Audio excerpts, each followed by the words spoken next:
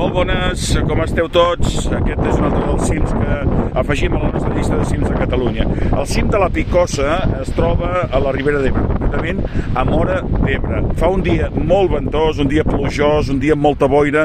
És un dels llocs amb més bona vista que hi ha en aquesta comarca, segons ens diuen, però ja veieu que avui no veiem absolutament res. Un cim que hem efectuat des de l'ermita de Sant Jeroni.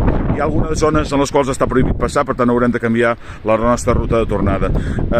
Un cim que es troba enmig del Gerra, que durant la Guerra Civil va ser un punt de tornada de les tropes lleials a la República, que hi va morir força gent en aquest mateix pic, es va deixar moltíssima gent en la retirada.